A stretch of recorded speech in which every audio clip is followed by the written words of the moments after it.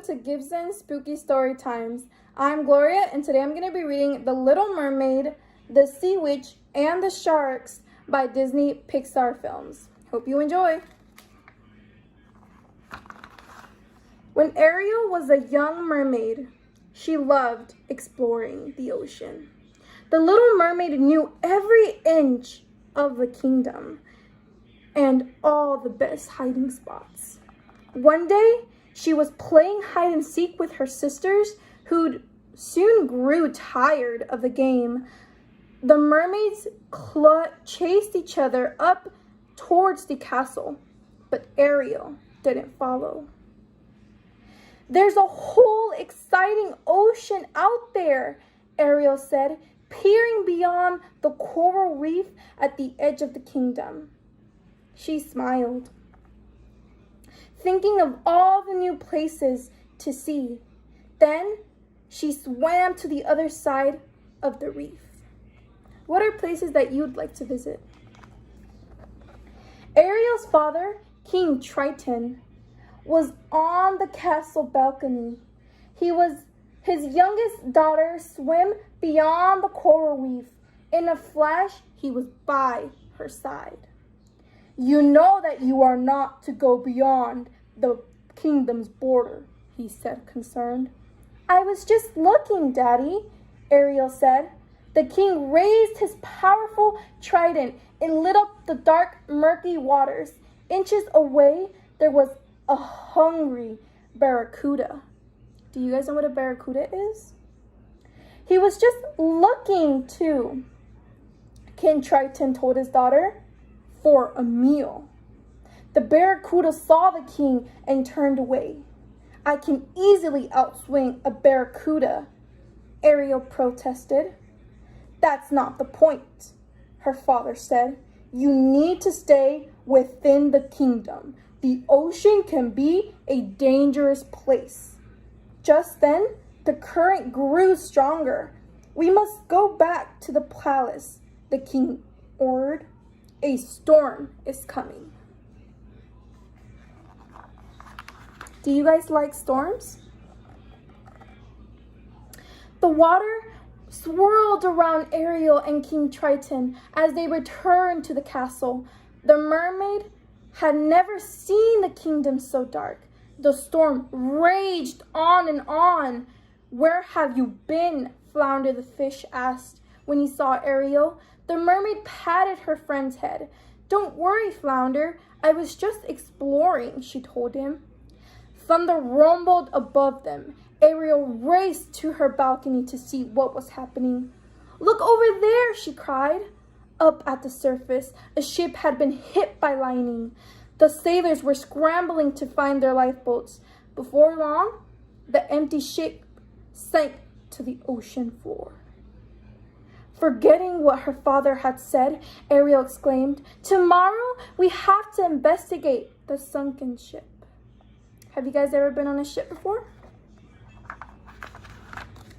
The next morning, the water was calm. King Triton asked everyone to stay away from the shipwreck. "Nothing of any good comes from the surface world," he said. Ariel was still curious, though. She grabbed her collecting bag and swam off. Flounder had to hurry to keep up with her. On the boat, Ariel found all sorts of treasures to put her in secret grotto. A silk glove, a wooden brush, a beautiful hand mirror, and ruby earrings. Just as she was about to leave, she saw another treasure, a music box. She turned the key and opened the lid. An enchanting melody played. As she listened to the music, Ariel didn't notice Flounder's worried expression. "Sharks!" Flounder shouted. The sharks were ripping a flag attached to the ship's mast. Flounder shuddered. "Come on, Ariel," he begged. "We have to get out of here." "Don't worry, Flounder," Ariel said bravely. She spotted a life preserver, tried to the mast and untie the rope. As the raft shot upwards, the surface, all 4 of the sharks clamped their jaws onto it. The sharks were too surprised to let go, and they were dragged all the way up, far away from the ship. "That was so cool," Flounder cried. Ariel picked up her bag of treasures. "Now let's go home," she said. But they didn't get very far. What do you think is going to happen?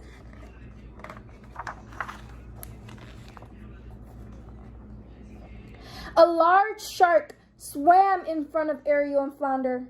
His name was Koba, and he was the leader of the sharks.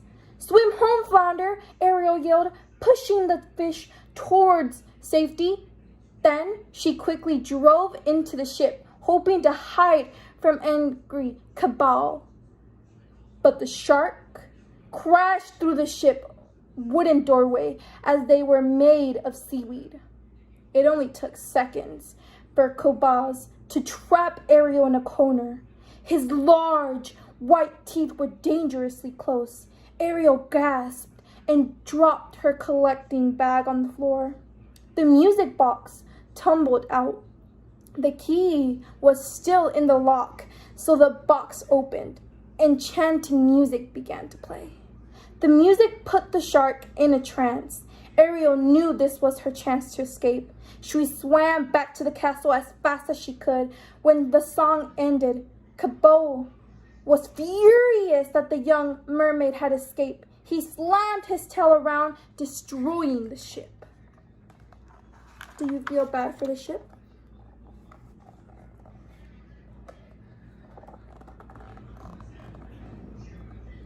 In a cave near a shipwreck, Ursula, the sea witch, saw what had happened. If she could control the powerful shark, the other sharks would follow him. No one would be able to stop her. Ursula slithered over to the wreck with her long tentacles as she reached into the ship and turned the key of the music box. The music started, and the shark immediately stopped moving. Ursula grinned. Soon, she would rule the ocean.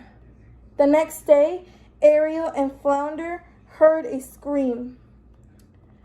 They rushed to Ariel's window to see what was happening. Cabot and the other sharks were swimming outside the palace. No shark had ever come this close to the kingdom.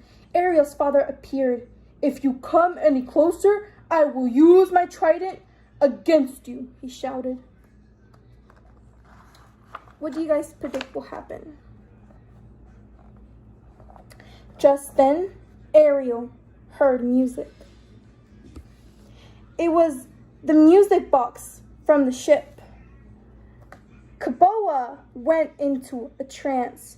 He snatched the trident from the king's hand and swam away. Triton wanted to go after his trident, but after he had to protect his people, the other sharks were still circling. Do you guys like sharks after this story? "Imagine the power this trident will give me," Ursula cried, throwing her head back and laughing. As long as the music box was playing, the shark would do as she told him. There would be no stopping Ursula now.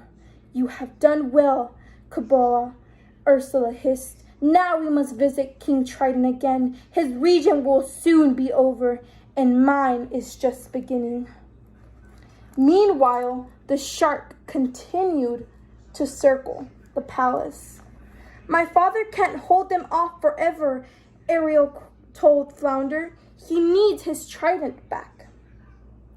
Ariel was about to go after Kaboa when she saw him swimming towards the palace with Ursula, the sea witch, was holding Triton's trident.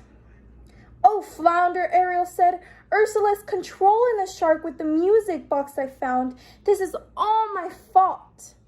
Then she had an idea. "Flounder," she shouted, "I think I know how to save the kingdom from the sharks and Ursula." Ariel grabbed her collection bag and dove out the window. But the mermaid wanted to fix her mistake. She had to find Ursula. What do you guys predict will happen?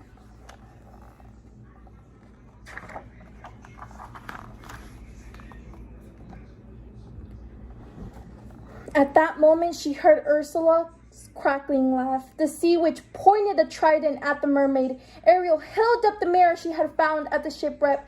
The powerful zap hit the mirror and bounced straight back to Ursula.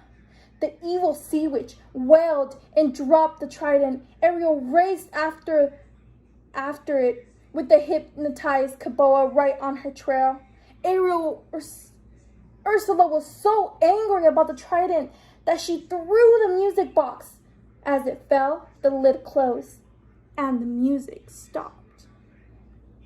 Kaboa snapped out of his spell. "No one will control me again," he roared as he crashed the box. Kaboa swam up to Ariel. "You have saved me from the other magical music," he whispered, "and from Ursula. Thank you," he called off the sharks circling the castle. Ariel returned the trident to her father. "I am so sorry," she said. "I never meant to cause all this trouble." "Your curiosity might have started this," the king said, "but you have bravely has ended it." He smiled at his daughter. Harmony has been restored to the kingdom. Thank you for joining me in our spooky story time. I hope you all enjoy it. But for more story times, videos, and educational services, subscribe to our page and visit us on YouTube. See you next week. Bye, guys.